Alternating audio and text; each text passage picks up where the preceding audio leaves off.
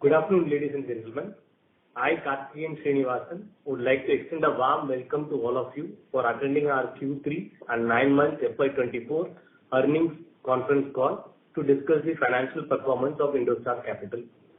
I hope all of you have got an opportunity to go through our financial results and investor presentation which have been uploaded on the stock exchanges as well as the company's website. I wish to express my heartfelt gratitude to all those who dedicated their time to join the call and have consistently been part of our journey. Joining me today are Mr. Vinod Panikkar, our Chief Financial Officer, Mr. Srijit Menon, our Chief Executive Officer of IndoStar Home Finance, and Mr. Pushkar Joshi, the Chief Financial Officer of IndoStar Home Finance. Before going ahead with the business update, let me give you a brief on the macroeconomic factors that prevailed in the preceding quarter. The Indian economy saw a positive trend on account of increased government spending, improvement in the domestic manufacturing and services segment.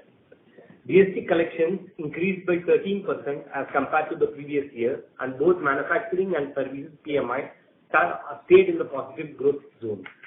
On the consumer side, better demand from shoppers due to increased spending in different areas led to a strong growth in the various sectors. The RBI maintained its interest rate at 6.5% and kept its stance unchanged, focusing on withdrawing support while slightly lowering its inflation forecast for the second half of this year.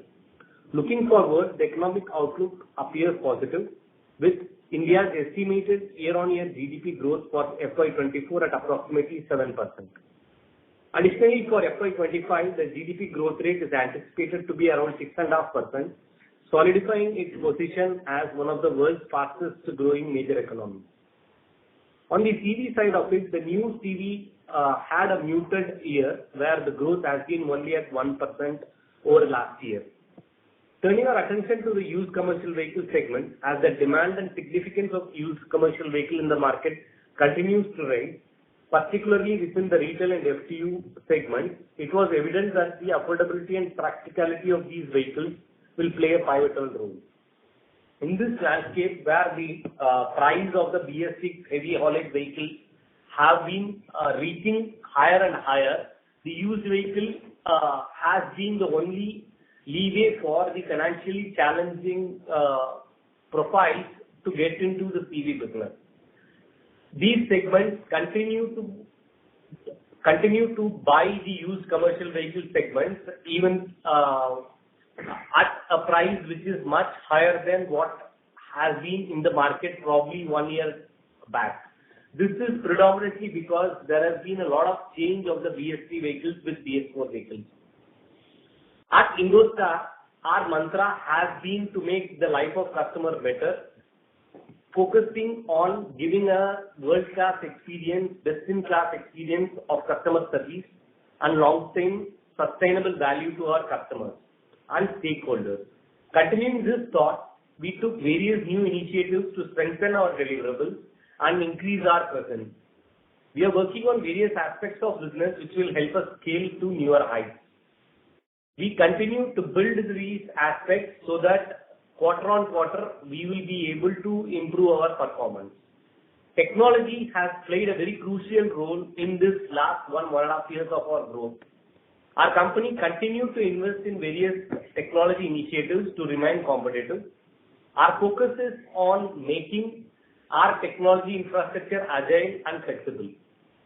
We are focusing on the customer life cycle, and in this quarter, we plan to add more products so that the end-to-end life cycle of the customer can get addressed so that he can get funding at reasonable rates and not depend on unorganized players who are available in the market. We have leveraged technology to drive this and will be reaching phenomenal results going forward. We continue to focus on building our analytics to ensure that our model is agile and scalable. Our model is digital, which ensures that there is a digital touch as well as a physical touch with the customers, because the profiles I am dealing with are still adopting to the technologies that are available in the world. In the quarter gone by, the company consolidated disbursements stood at 1345 crores, growing 6% sequentially. Our stated position in the beginning of the year has been that we will reduce our GNPA.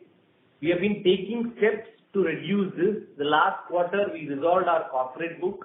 This quarter, we took one step further by ensuring that our SME book stress portfolio also goes away from the overall portfolio of the company.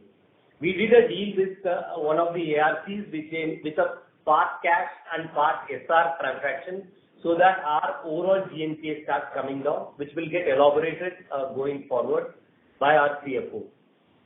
We have been reinforcing the financial stability and improving the balance sheet quarter on quarter, and we will continue to do this going forward also. We are expanding into our retail operations with a special focus on the used commercial vehicle segment, and focus has been on the Tier 3 and Tier 4 segments only. Looking ahead, we are committed to maintain our consistent capability to raise resources from diverse funding sources at competitive rates. Our focus remains on expanding the scale of operations so that we can increase our numbers quarter on quarter while holding on to the asset quality. Additionally, we aim for a sustained progress in profitability, consistently increasing the targeted return on total assets. We expect steady growth in the used commercial vehicle segment, as I explained, because the BS6 prices have shot up significantly. The enduring demand for the used commercial vehicle segments will be due to their efficiency in giving more cost-effective per ton rate while minimizing the downtime. Moreover, our ability to collect payments has been exceptionally strong, underscoring the resilience of our business model and trust our customers have in us. Our previous guidance remains unaltered, and we have confidence in our capacity to meet our objectives. We are actively exploring fresh products and strategies to generate additional income and enhance returns. Diversifying our product range will enable us to maintain a competitive edge in the market and provide consistent value to our stakeholders. In conclusion, I'd like to express my appreciation for your ongoing support. We are committed to sustaining our focus on growth, the quality of our portfolio, and operational efficiency. With a strong financial foundation, a healthy liquidity position, and strategic initiatives in play, we are well positioned for a prosperous and a profitable future. With that, I now pass the call on to Mr. Vinod Panikkar to present the financial performance. Thank you, Karthikeyan, and good afternoon to all of you. I sincerely appreciate your presence on this conference call today. Allow me to provide you with an overview of our financial performance for Q3 and also the 9 months FY24 that has gone by. Let's start with the net interest income. It has stood at about 133.8 crores in the current quarter as compared with 145.9 crores in the same quarter last year. Our interest margin is broadly the same that it was at last year as well. That was 5.6%. Turning to the operating expenses, it has stood at about 119 crores in the current quarter versus about 120.9 crores in the same quarter last year. Our profit after tax at about 16.9 crores was lower versus the same time last year when we reported about 36.7 crores in profitability. We have achieved our collection of about 997 crores in the current quarter versus the 963 crores in the immediately preceding quarter, which shows the amount of collection efficiency that the company as a whole has. And basis the collection efficiency, the overall collection efficiency stood at about 135% in the current quarter, showcasing our commitment to maintaining of high credit standards and also operational efficiency. Our focus on portfolio quality has led to a decrease in the stage 3 assets, which has gone down to about 5.3% at the end of the quarter. Further, our consolidated net stage 3 is at about 2.4%, demonstrating the efficiency of our credit risk management strategy. an improvement from about 3.3% that we had at the end of the immediately preceding quarter. In terms of funding, we have made steady progress, and we continue to improve our liquidity position to ensure that we meet our committed targets of disbursement in the fourth quarter. We raised an incremental funding of roughly 1,400 crores, 1,422 crores to be precise, in the third quarter, in the quarter that went by. As of the end of the quarter, we had a cash and cash equivalent of about 1,312 crores. We had a capital adequacy of 30.4% and a debt equity of about 2.1 which gives us ample headroom for both future growth and would give comfort to the lender of the kind of cover that they have on the lending that they do. We are confident of using this and driving the profitable growth in the coming months and quarters and years. Our AUM at the end of the third quarter stood at about 8,037 crores as compared to 7,726 crores in the immediately preceding quarter. The increased disbursement of 1,345 crores in the current quarter is slightly higher than the immediately preceding quarter when we did about 1,269 crores. And that can be attributed to the same strong focus that we have on the retail segment. Retailization efforts continue to yield favorable results, and we are confident in sustaining profitable growth in the coming quarters. In the standalone entity, that is IndoStar Capital Finance, where our focus has been on CV, we have a total disbursement of about 1,074 crores during the quarter for the CV business versus 1,000 crores that we did in the immediately preceding quarter and 334 crores that we did in the same quarter last year. We have come a long way since then. We have been it has been like a restart for us, and hence the issues of a startup keeps coming up, and with our past experience, we have been able to tackle them. While the overall book of the standalone has seen some increase, it does not reflect the 1,074 crores disbursement that we have done in the CV business. It's largely on account of the 292 crore portfolio that we sold of SME, which Karthik mentioned about in one of our first steps towards reducing delinquency and having a solid balance sheet. The book was it was a stressed one, and we believe that it was appropriate to sell it off. That has made us bring down our GNPA to about 6.45% at the standalone level, which has always been a stumbling block when we used to speak to lenders for funds. While it reduced our revenue by about 7 crores in the quarter, we believe that this will yield us positive results in the coming quarter. The sale of the corporate loan book in the previous quarter of about 915 crores had impacted our revenues by about 30 crores, and it continues to on a quarter-on-quarter basis. But that would be temporary, as in the long term, we will ensure that there are no hits from this. In the vehicle finance business, our AUM at the end of the quarter stood at about 4,850 crores, marking an increase of 11% over the immediately preceding quarter. As previously mentioned, our emphasis continues to be on growing the used CV segment, and we are experiencing significant growth in the AUM. Karthik did mention about the economy and the benefits that we are getting from that, which is also driving the CV segment, apart from the efforts that our team is putting. We realize that our ROA is not justified for the book that we are carrying, and we believe that the SR that we are carrying is one of the reasons for the same. We are finding ways to have the same redeemed and converted to cash at the earliest. We have in the past said that we would look at ensuring that there is no hit on account of the corporate loan book and due to SME delinquency. We have worked on it and achieved it. Now our effort is only on getting profitability. Last but not the least, would want to point out that the quarter has seen an upgrade from CARE from A+ to AA- stable.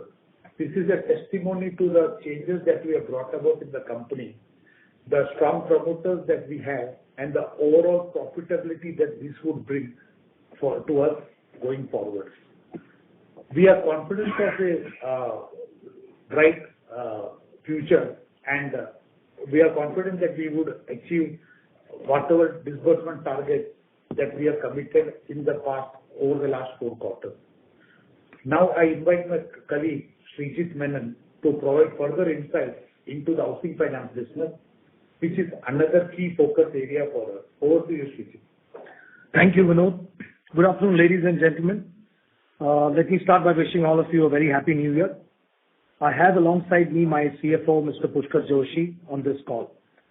I would like to start by taking you through the key highlights that illustrate our accomplishments during the quarter. Firstly, I'm happy to announce that we've reached a small but important milestone of INR 2,000 crores of assets under management. This achievement bears testimony of the trust our customers have placed in us.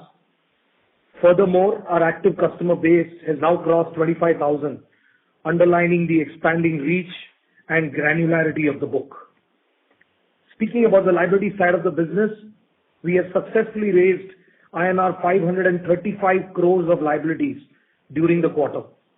This includes the establishment of 2 new banking relationships, reinforcing not only our financial robustness, but also our strategic intent to widen the lender base. As I have mentioned in the past, we've always focused on enhancing operational efficiency and improving our customer experience. With this objective in mind, we have now gone live with the automated loan kit, which was the final leg of our paperless journey. This automated loan kit going live marks a pivotal moment in streamlining our loan cycle processes and embracing technology. This also places us amongst the select group of affordable HFCs having developed capability of e-stamping and e-signing of loan agreements, giving end-to-end digital experience to our customers. Now turning your attention to the business matrices, our customer profile mix remains balanced at 49-51 between salaried and self-employed profiles, which evens out the risk. The home loan to LAP composition at an AUM level stands at 70-30, showcasing the diversification ability to maintain yields. Our strategic vision involves expanding our total addressable market to taluka places with a population upwards of 2.5 to 3 lakhs, with a specific focus on the self-construction segment. This strategic move aligns seamlessly with our commitment of reaching a broader spectrum of customers and fulfilling their unique housing needs. We continue to remain a true blue affordable housing finance company with average ticket size of INR 9 lakhs at a portfolio level. 85% of our total disbursements are towards ticket size of less than INR 1.5 million. Out of our total disbursements of INR 635 crores for 9 months period ended 31st December 23, around 40% is disbursed in tier 3-4 towns and cities. Tamil Nadu, AP, Telangana and Maharashtra remain our core geographies with more than 80% share of our assets under management. So our philosophy of going deep continues on that path. Delving into financial numbers, our portfolio yield stands strong at 15.1%, reflecting the prudent risk-based pricing policy that we adopt. Maintaining our spreads in the range of 5.25 to 5.5%, we continue to strike a balance between profitability and competitiveness in the marketplace. Moving to the financial performance, we are happy to report a profit after tax of INR 28 crores for the 9 months ended December 31st, 2023. Our AUM has exhibited robust growth at 26% on a year-to-date basis, with the loan book expanding by an impressive 24% on the same basis. We are taking concentrated efforts on optimization of our operating expenses and reduction in our cost of borrowing. We firmly believe that these efforts would yield higher return on asset and return on equity in the coming future. Crucially, our asset quality remains strong, with gross non-performing assets under UNAN at 1.24% and net NPA at 0.93%. Additionally, our 1+ day past due stands at 4.2% and 30+ DPD at 2.7%, attesting our prudent underwriting policy, risk management practices, and strong collection capabilities. In conclusion, the future for the company looks promising, underscoring our steadfast commitment to serving the credit underserved population of the country. Leveraging technology, developing a multi-channel distribution model, and fostering a best-in-class workforce will remain central to our growth strategy. We express our gratitude for your continued support and look forward to navigating this exciting journey together. Thank you for your attention. With this, I hand over the call to the moderator for the Q&A. Thank you very much. We will now begin the question and answer session. Anyone who wishes to ask a question may press star and 1 on their touchtone telephone.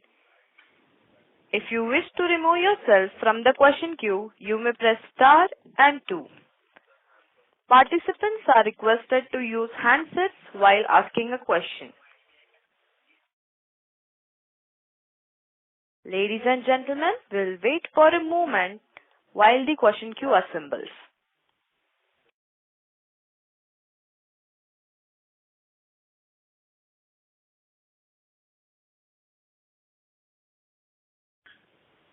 The first question is from the line of Vivek Ramakrishnan from DSP Mutual Funds. Please go ahead. Thank you. My two questions are around the profitability and the sell down books. So the first question on profitability, there is a high liquidity that you're keeping on the balance sheet, as well as your cost of funding seems relatively high compared to a AA- company. So is that acting as a drag on ROA, and what are we doing to improve that? And a related question is the cost income also. Is the operating cost stabilized for the future growth, or would you need to invest in more branches, and would it be just proportional growth? So that's the first question on profitability. I can ask the second question later if that's okay. Yeah. Thanks, Vivek. Thanks for being on the call. This is Vinod. Let me address your profitability question right away. I will start by talking about the cost of funds. Definitely the cost of funds are something which is very high, and definitely not something which suits a company with a AA- rating. The reason for that is because we were away from banks till about end of June in the last of the current financial year. As for various reasons, we had not approached banks for funds. It's only after June that we started speaking to banks.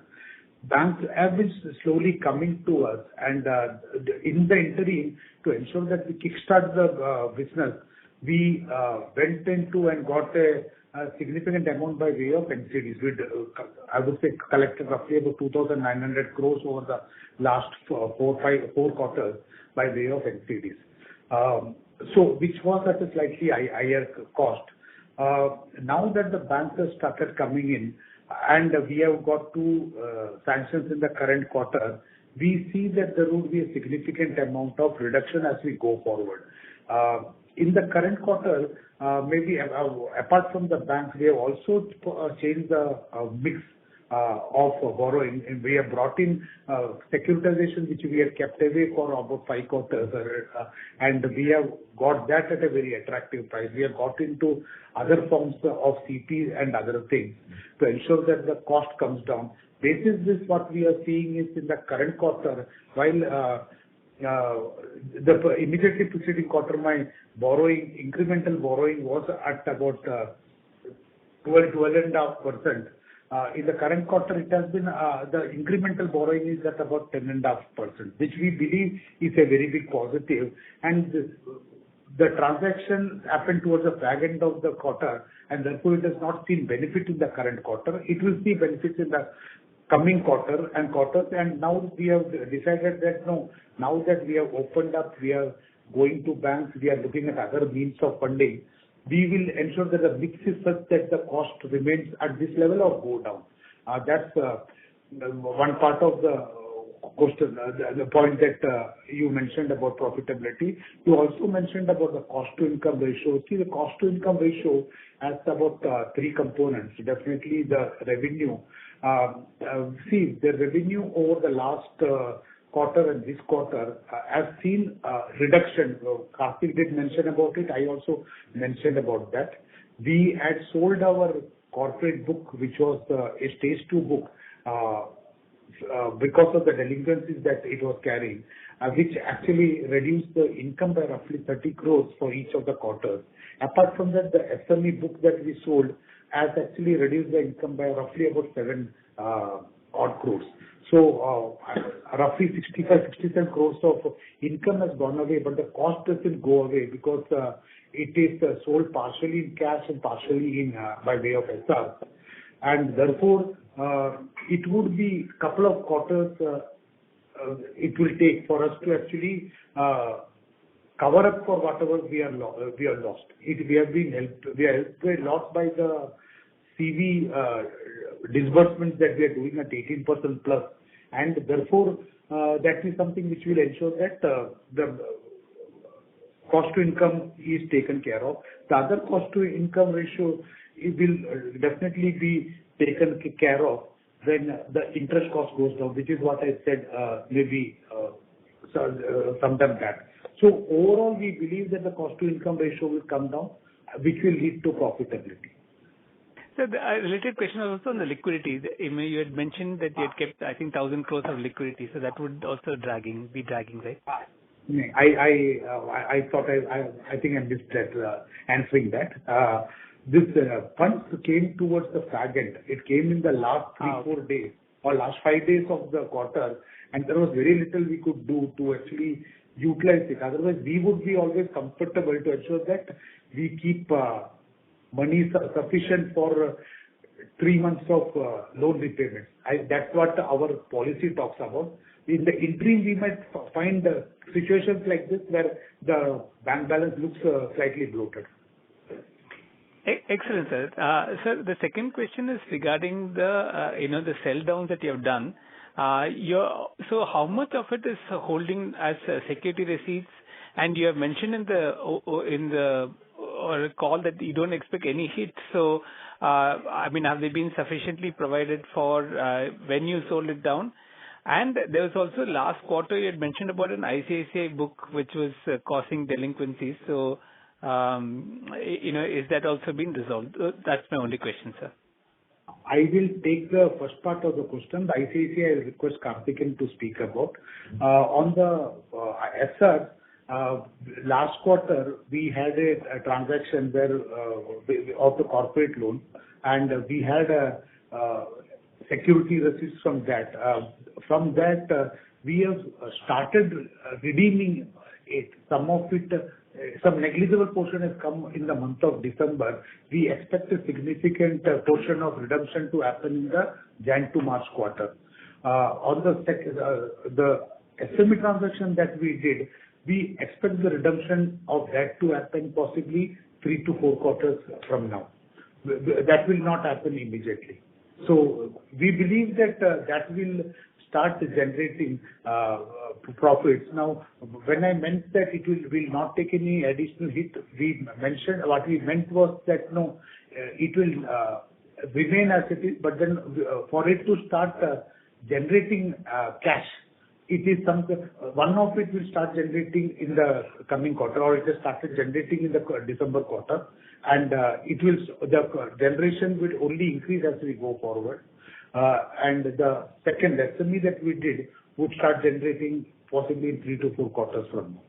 And we are also adequately provided for. Your question on provision, we are adequately provided.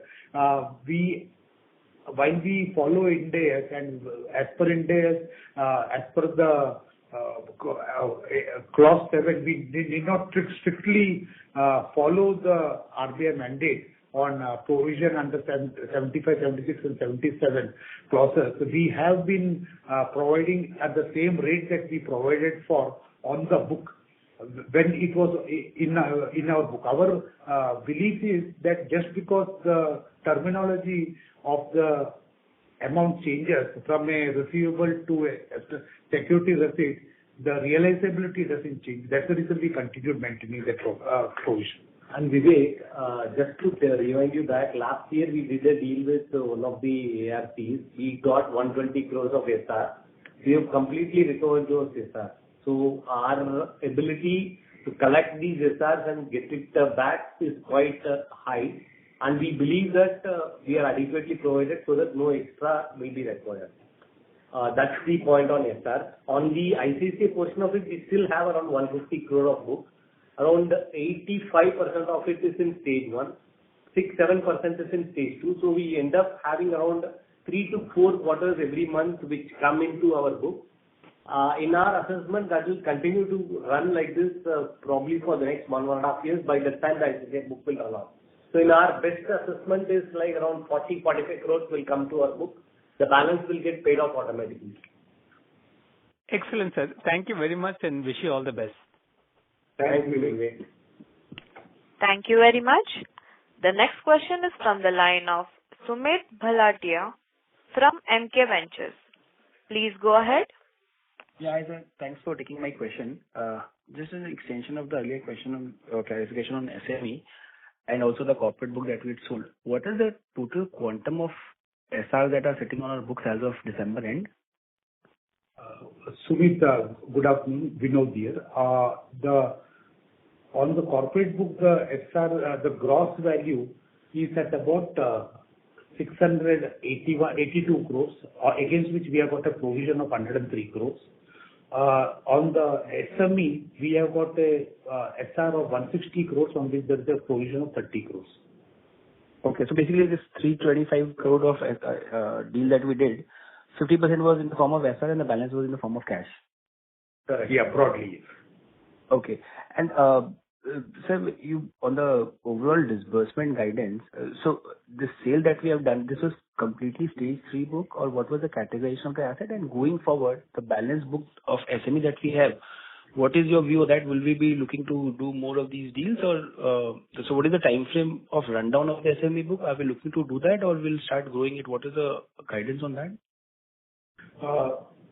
To answer your second question first, we don't intend to grow the book. That's what has been our stated position from the time we started speaking to all of you 5 quarters back.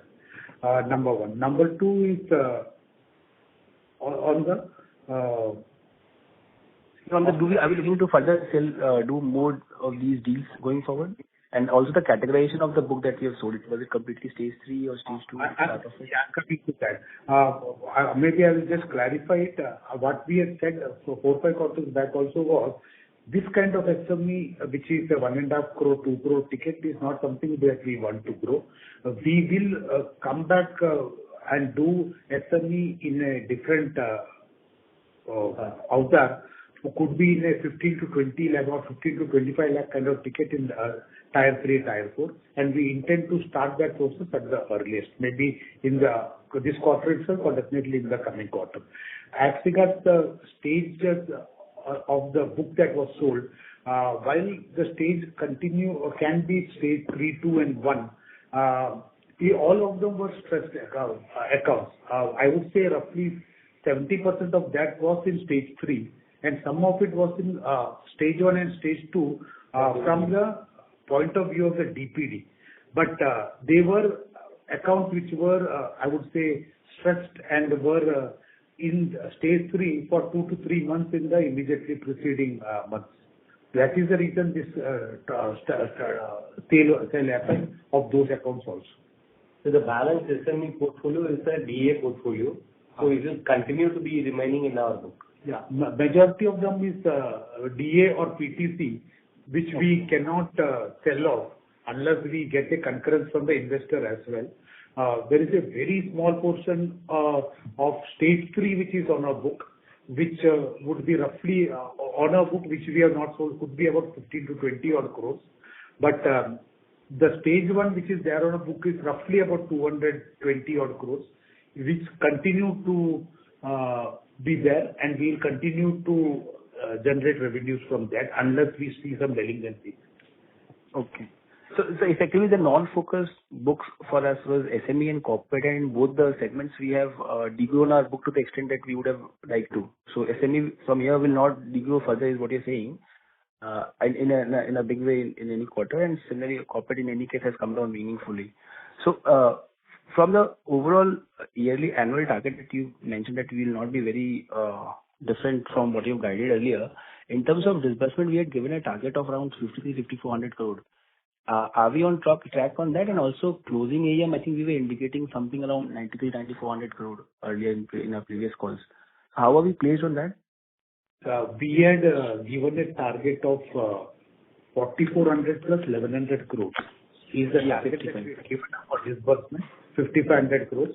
And we had said that at the console level, we will be close to 10,000 odd crores. That's what we had given. So we are both the teams, based on the liquidity that we have, are confident that we'll achieve numbers or be very close to that by the end of the financial year. So today we are at, I think, 8,000 crores. You're saying that closer to 10,000 is still possible for us from 8,037 crore AUM. I am saying it would be closer to, it could be roughly about 9,500 crores. That's the way I look at it. Yeah. Obviously, because of the book rundown that we have seen. So on a console basis, even that is a good number. Maybe one more reason was the two sales that we did, 915 plus close to 300, roughly 200 or 1,200 odd crores were sold by us. Right. So one question on housing book. The P&L looks little weaker on a QOQ basis. I might have missed out something. So can you please help us on that? And also on a sequential basis, disbursements have also not picked up. Any specific reason for that? Yeah. Hi. This is Pushkar here. Good afternoon. So I would like to take the first part of this question. So on the profitability side, the major dip on the profit is on account of the reduced upfront income book in the quarter 3. So in the quarter 2, we sold our LAP portfolio worth around 108 crores. As against that, we sold only 25 crores in the quarter 3. So that is the major reason why the profitability is dipped. I would like to request Srijit to take the second part. On disbursements, this year, as I mentioned earlier as well, our focus has been to balance out the spreads, the yields, and the ticket size. So we continue to play the small ticket game, and we also had to balance out the liability side. So it's been more deliberate to keep it at that numbers. Now that we have a full line of visibility on the liability side, we have built capacities now to grow the disbursements from here on. Okay. So one last question on profitability. On a console basis, we were looking at around 2.5% kind of a range for ROA for FY25. Are we on track to achieve that? We are on target to achieve that because that's the number that we gave, and we are working towards achieving that. Okay. Thanks so much for the response. Thanks. Nice speaking to you again. Yeah, same here. Thank you very much. The next question is from the line of Harsh Shah from Reliance General Insurance. Please go ahead. Hello, sir. Sir, so you said that we'll be able to have a AUM growth of approximately closer to 10,000 for this year. Sir, with a disbursement which is closer to 600-650 crore, so would like to understand how we'll be able to reach that. Harsh, hi, Vinod here. See, the disbursement is not 600 crores. The disbursement is in the range of about, both together was in the range of 1,300 crores, roughly about 1,121 crores in the standalone, and both together about close to 1,300 crores. This is one number which we intend to ramp up in the 1,345 crores to be very precise. this is a number that we both are confident, both the entities are confident of ramping up in the fourth quarter, and we should see the number. Today, we are at about 8,000 crores AUM. So, both together, if we do a disbursement of close to 2,000 crores, we are confident of being close to that number. Because even with the rundown which will happen in the normal course. Okay, sir. Got it. Thanks, sir. Thank you very much. The next question is from the line of Deepak Poddar from Safar Capital. Please go ahead. Hello. Am I audible, sir? You are, Deepak. Kindly go ahead. Yeah. Thank you very much, first up, for this opportunity. So first up, I just wanted to understand in terms of growth, you mentioned about 9,500 crores this year. So how do we see that over FY25 and 26 in terms of advances? What sort of targets we have? Deepak, in the previous calls, we had said that our aspiration is to do about 6,000 crores in the standalone and about 14 to 1,500 crores in the housing finance. That together should take our number to close to 13,000 crores by the end of the next financial year. FY25, 13,000. And what about FY26? I would want to restrict it to 25 right now. I don't want to be giving too much of forward-looking answers. Fair enough. I got it. Sorry. And then in terms of your ROA strategy, I wanted to understand, more 2% ROA, 2.5% ROA. I think currently our ROA is 0.7%. So in next 4-5 quarters, I think journey from 0.7% to 2%, and that's the average. So ideally, you have to end your year with a much higher ROA. So I just wanted to understand, so what's the strategy that we are likely looking at to bridge this gap of ROA? So where all the improvement is likely to come that will boost your ROA? I thought I answered it when I answered Vivek, but I'll repeat it. First is on the revenue front. We said that we were losing roughly in the standalone, roughly about 35 to 37 crores on a quarterly basis, and it will take about 3 to 4 quarters for it to start going away, that impact of that to go away, because the disbursement in the series portfolio is significantly high. So, which is also at 18%. So that will definitely come in. We are also looking at starting with LAP. Not LAP, I mean the SME definitely in the coming year, which will be an additional benefit to the bottom line and therefore the ROA. Cost of funds is something which I mentioned about. We have changed our mix basis which the cost of funds have reduced. The incremental borrowing has reduced significantly in the Q3, and we expect that trend to continue. And with the banks also warming up to us, we are fairly confident that the overall cost of funds would go down. Today, in Q3, it has been exorbitantly high at about 11.7%. So we are confident of that coming down to a 10.5% kind of level, possibly for the major part of the next year. And revenues also going up. That's number 2. Number 3 is basis my book going up with a significant, not very proportionate kind of increase in my OPEX. I definitely expect the ROA as a percentage to also significantly improve, because cost to my OPEX currently is at about 4.5% of the total assets. That is something which we see going down to about 3.75 to 4%. It's a combination of all these things, and all will happen simultaneously. All are currently happening simultaneously. Maybe I will be incomplete if I don't cover the last point. I also mentioned about SR. That is, our aim is to see how do we monetize and get the SR redeemed at the earliest. So that's one focus area that the company has going forward. Yeah, that's very helpful, sir. But will it be safe to say that, from current ROA levels we stand on a quarter-on-quarter basis, every quarter we should see some improvement? We should see that. We should see that. Okay. Fair enough. I think, that's it from my side. All the very best to you. Thank you. Thanks, Deepak. Thanks for being on the call. Thank you very much. The next question is from the line of Vibha from Fair Connect. Please go ahead. Yeah, thank you for taking my question. My question is, I'm just trying to relate your income from CV balance sheet. So if you were to look at your income of 666.38 crore, how much of it is from on-balance sheet CV portfolio? And what would be that portfolio? I can see in your presentation the AUM is 4850 crores, but out of that, some could be your securitized book or assigned book, and where income is booked differently. So I'm looking at your on-balance sheet assets in CV and corresponding income. Good afternoon, Vibha. Vinod here. Good afternoon, sir. We have negligible amount of DA, which is, I would say, off book. Everything else is on book.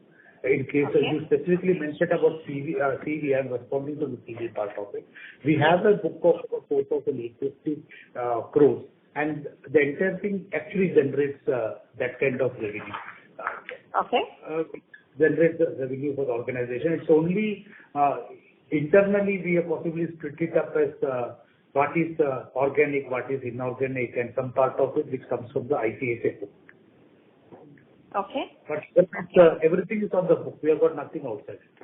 Okay. So your total book is 5,454 crores. Out of that, CV is 4,850 crores. What is balance? 5,454 crores is the on book. The overall is loan book. Yeah. It's actually 5,800 AUM. 4,850 crores is the AUM. 4,850. On book is slightly lower. It is at about 4,000, close to 4,666 to be very precise. Okay. And rest is the securitized book. Rest is the DA book because securitized comes onto the book. Okay. Okay. And how much is the interest income out of this 4,666? The entire amount that you mentioned comes out of that. No, but that would include your income from bank balances and other things, right? Interest income, part of it will be coming from the CV portfolio and part would be from other, So I'm looking at purely CV income. What I'm trying to reconcile is what is your yield, because your book yield is 18.9%. But if I were to compare this to your earning assets, it's pretty deflated, partly because you have large amount of SRs and other assets. So, yeah. Yeah, Vibha, the income coming from the vehicle finance business, the interest income is 481 crores. You also mentioned about the 18.9%. Now, 18.9% is the incremental disbursement that we are doing. We are roughly about 4,800 crores of book. And over the last 4 to 5 quarters is what we have been disbursing at that rate. The older book where we had a large amount of new portfolio was at a significantly lower rate. So the weighted average income for the CV would be in the range of 16%. Oh, okay. But actually, if I were to relate this 481 to 4666, it's and annualize it, a very rough calculation, it's 13.74%. And your NPAs are not very significant now. So why is there so much of dilution? Our numbers are that I said 16 at 16.8. We can definitely possibly take it offline and then we can confirm our numbers with you. We stand by our numbers. Okay, fair enough. Just 1 or 2 more questions if I can take. There is this goodwill of 300 odd crores. Sorry, Vibha, can I just hold you for a minute? The 4,850 or not numbers we are saying is the number at the end of the quarter. The income generation happens on the average loan book, which is a daily balance. Yeah. Sorry, you will continue. 300 crores of goodwill. Please continue. I understood the question, but since I didn't have the numbers during the quarter, I just took the rough this thing. But of course, this may go up because the growth is not very significant. The 13.74 may move up, but not very significantly. But I will definitely take it up offline with you. This goodwill of 300 crores, that and SRs, you said majority will be redeemed. So the balance sheet, your yield will start improving only when these non-yielding assets go down. And third is that you said that you would want to keep liquidity for 3 months. 3 months of what? Disbursements, your repayments, and broadly in relation to your earning assets, what would be that percentage? Because right now, the profitability is very depressed because your earning assets in relation to overall assets are really low. Yeah, so just a trajectory on these. Yeah, the liquidity I mentioned was 3 months of the repayments that we would need to do. So the repayment would be in the range of close to 450 to 500 crores. That's the one part. On the SRs, in fact, I did mention about it that we would need to monetize it. We would need to get it redeemed at the earliest. So that efforts are on that to ensure that the SRs get redeemed and therefore it starts getting converted into cash, which is redeployed into the business and therefore start generating yields. On the goodwill part, there is no provision under Ind AS to amortize it, so that would continue to be there. But then that is something which has come basis a transaction which we did in 2019, where we bought over the CV business of IIFL, and it was for that point of time, and that is what has helped us grow to the level that we grew or we have grown so far. It gave us the reach. Okay, but when will it be amortized? It will stay on the books forever. Sorry to interrupt, Vibha. Yeah, it will not get amortized. The Ind AS doesn't have a provision for that. Under Ind AS, and we follow it. Okay. Just a follow on, this goodwill will be knocked off from your Sorry to interrupt, Vibha. Can you join again? I will join, but it's just an add-on. My question hasn't been answered.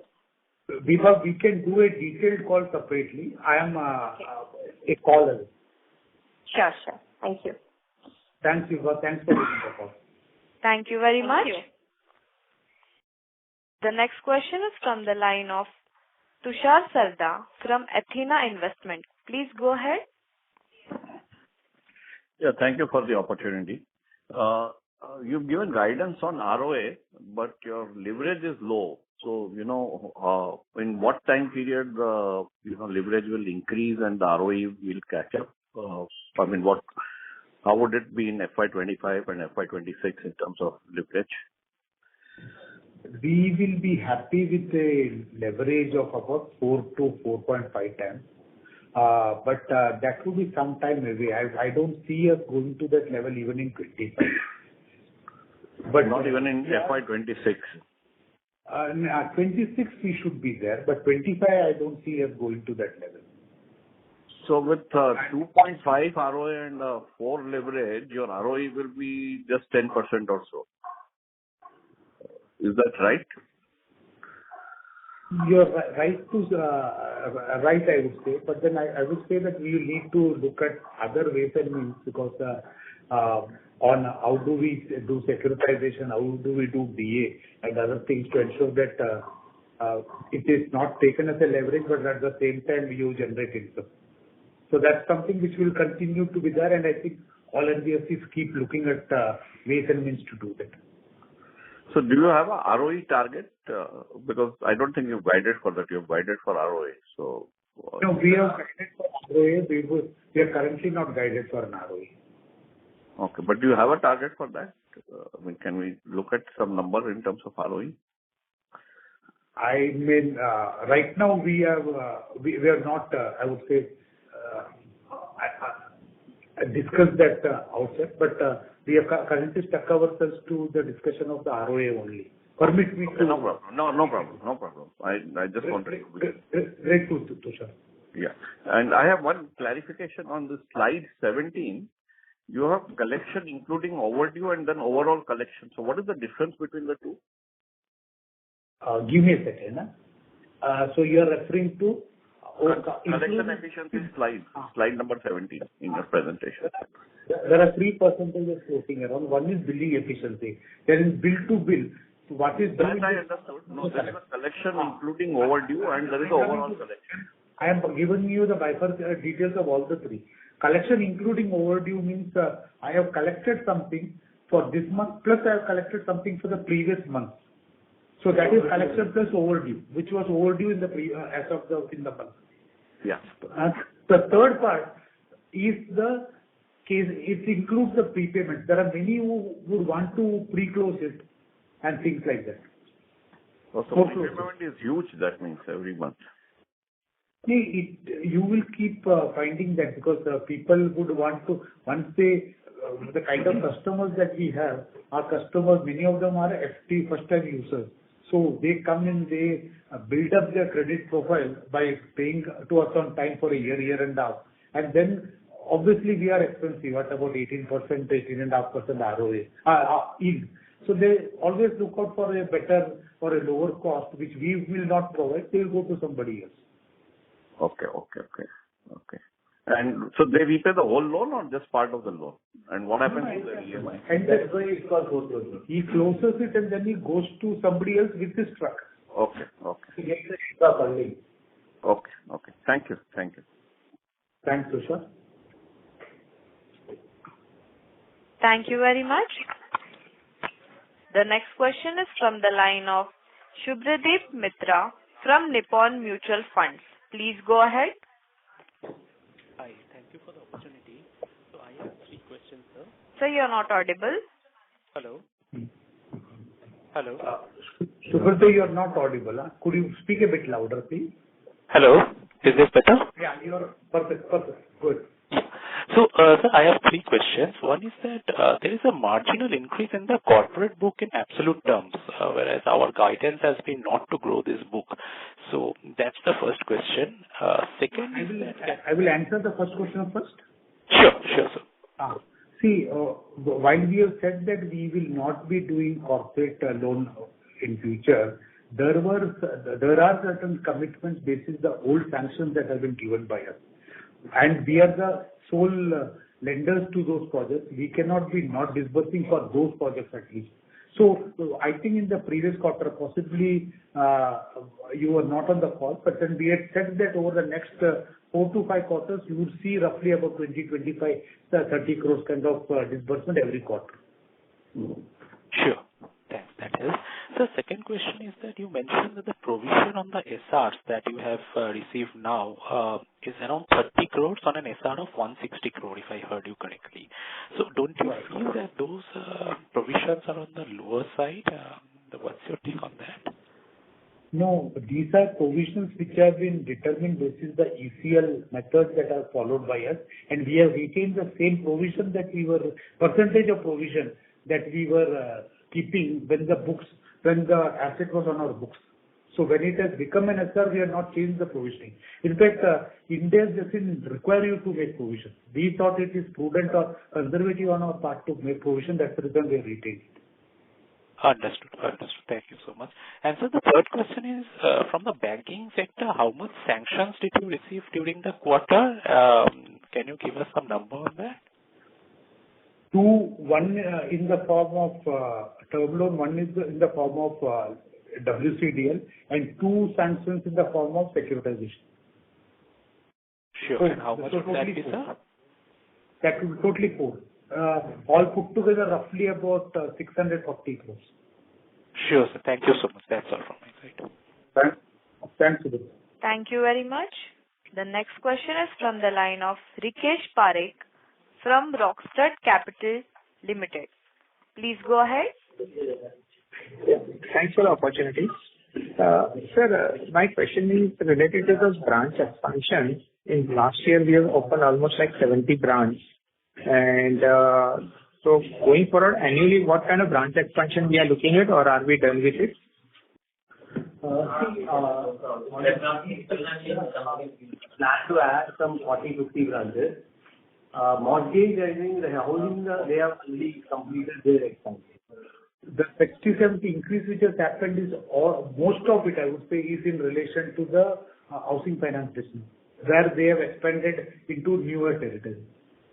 And like Karthikeyan said, that they have possibly come to the fag end of their expansion mode. Now I think they will try to monetize from there.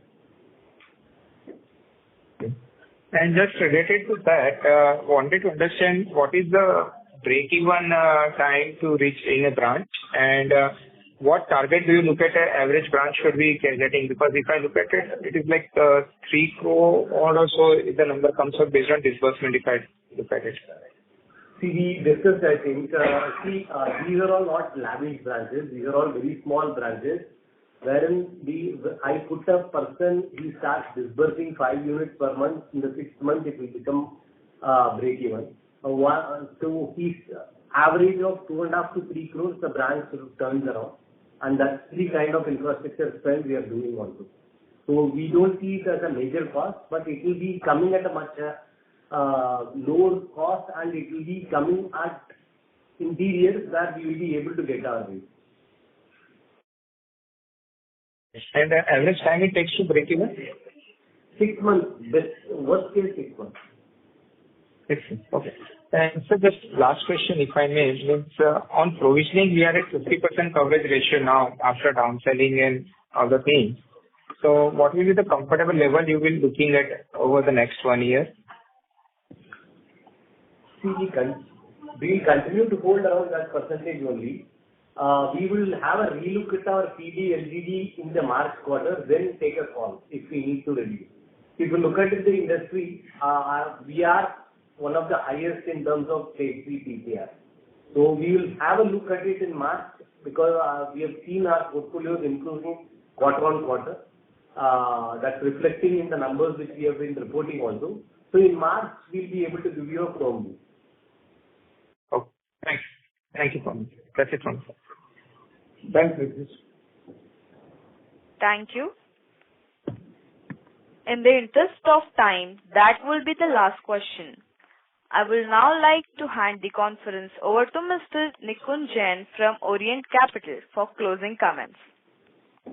Yeah, thank you. I would like to thank the management for taking the time out for this conference call today, and also thanks to all the participants.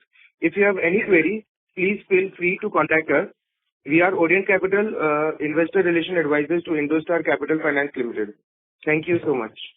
Thank you, Nikunj. Thank you, everyone. Thank you, everyone. On behalf of IndoStar Capital Finance Limited, that concludes this conference. Thank you for joining us, and you may now disconnect your lines. Thank you.